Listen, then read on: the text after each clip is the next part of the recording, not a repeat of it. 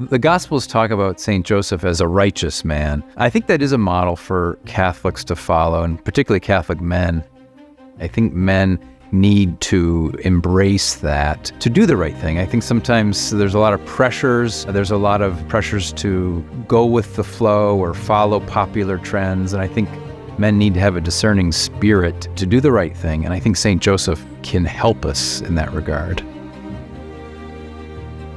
The angel was sent to St. Joseph a second time with a message, a very important message, an urgent message, that there was a ruler who was seeking to kill the Christ child. So the angel told Joseph, take your wife and the child and flee to Egypt.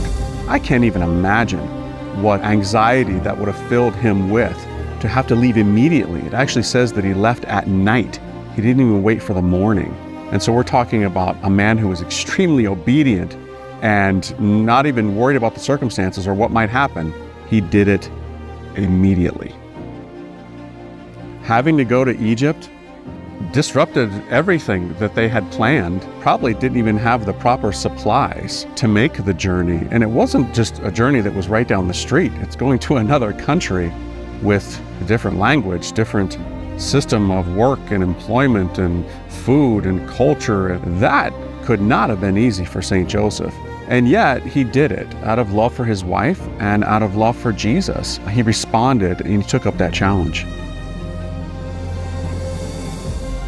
I think men in society today are particularly susceptible to fear, and I think this kind of fear holds men in bondage. It prevents them from living the free life, a life of joy and a life of love. I think that bondage can come through many different idols, right? It could be a career, it could be money, it could be sports. But I think the example of St. Joseph teaches us that we become free, we really find ourselves when we live for others and have the courage to do that.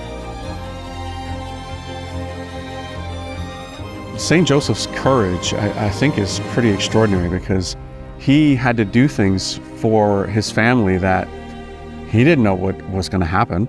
When he had to go to Egypt, how am I going to live? He must have asked himself, how am I going to provide? How am I going to put a roof over my wife and my child's head? How am I going to feed them?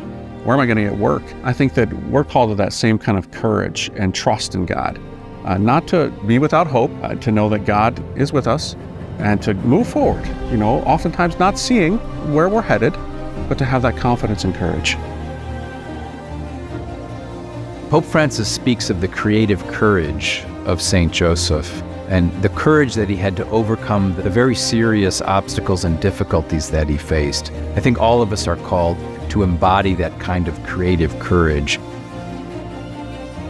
Courage comes from cor, which means heart, and to have a heart that's confident, that's steadfast, that even in spite of all kinds of obstacles and things that might be right in front of you that seem like they're going to block you from doing something or moving forward, no, have that courage, that strength of heart to push forward no matter what. Because when you don't, you lose hope and you lose that motivation, you lose that forward momentum.